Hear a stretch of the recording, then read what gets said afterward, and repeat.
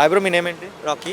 Okay, present మొన్న Pushpa 2 move అయినప్పుడు అక్కడ ఒక సిచ్యువేషన్ జరిగింది, చనిపోవడం జరిగింది. ఆ కుటుంబానికి ఇంత 25 lakhs ఇవ్వడం కూడా జరిగింది అల్లు అర్జున్ గారు.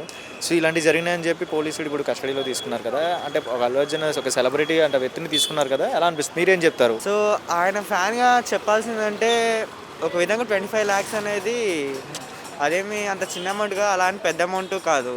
అండ్ ఆ 25 lakhs కూడా పోయిన ప్రాణాన్ని తిరిగి తీసుకురాలేం కదా. అండ్ చెప్పే విషయం ఏంటంటే అనౌన్స్ చేయకుండా రావడం అనేది ఒక విధంగా ఆయన మిస్టేక్ కూడా. ప్లస్ ఇంకోటి ఏంటంటే ఫ్యాన్ బేస్ ఎక్కువగా ఉంటుంది. గత ఎంత లేదన్నా ఒక 3-4 years తర్వాత గ్యాప్ తీసుకొని వచ్చిన మూవీ ఇది.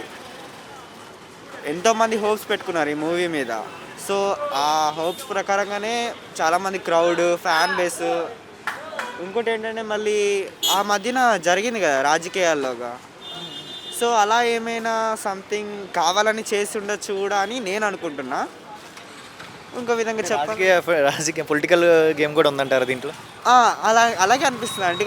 ఎందుకంటే ఇంతకుముందు ప్రభాస్ మూవీ కంటే ఎక్కువ క్రౌడ్ ఏం రాలేదు అక్కడ. ప్రభాస్ మూవీకి కూడా జరగనంతగా తొక్కిస్లాట్లో ప్రాణం పోయే విషయంగా ఏం జరగలేదు. అలాంటిది అల్లు అర్జున్ గారి మూవీకి జరగాల్సిన అవసరం ఏంటి? పవన్ కళ్యాణ్ గారు ఉన్నారు, ఆయన మూవీస్ ఫ్లాప్ అయినా సరే క్రౌడ్ మామూలుగా రాదు. అలాంటప్పుడు ఎవరెవరి అంత పెద్ద స్టార్ మూవీస్కి కూడా జరగనంతగా ఈ అల్లు అర్జున్ మూవీకి ఎందుకు జరగాలి? పొలిటికల్ ఎంట్రీ అయితే మనం ఏం చేయలేం.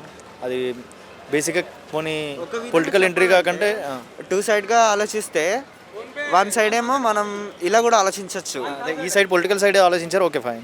మరి ఈ సైడ్ వితౌట్ నోటిఫికేషన్ రాకుండా అక్కడికి వచ్చి ఒక ఫస్ట్ డే మూవీకి అంత క్రేజ్ ఉన్న పర్సన్ ఆ రోజు రాకుండా ఉంటే ఇలాంటి ఇబ్బందులు ఉండే కావు కదా. సో వచ్చారు కదా, వచ్చినందుకు ఏంటి, రాకుండా ఉంటే ఎలాంటి చర్యలు ఉంటాయి? అంటే మామూలుగా ఆయనకు కూడా ఫ్యాన్స్ అంటే చాలా ఇష్టం. ఎప్పుడు చూసినా నా ఆర్మీ అందరికీ ఫ్యాన్స్ ఉంటారు, నాకు ఆర్మీ అని ఎప్పుడు ఒక ఫిలాసఫీ చెప్తూ ఉంటారు.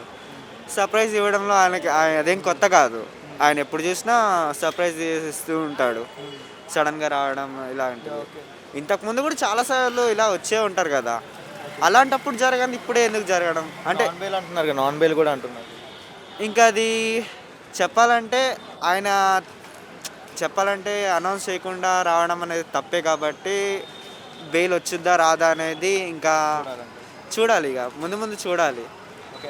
అంటే ఈ టైంలో కస్టడీలో తీసుకోవడం కరెక్ట్ అంటారా? ఎంత పెద్ద సెలబ్రిటీ అయినా మిస్టేక్ అయినా డెఫినెట్లీ ఒక విధంగా చెప్పాలంటే ఆయన అటువైపు ఆయన సైడ్ కూడా మిస్టేక్ ఉంది కాబట్టి డెఫినెట్గా అది ఇక మిస్టేకే.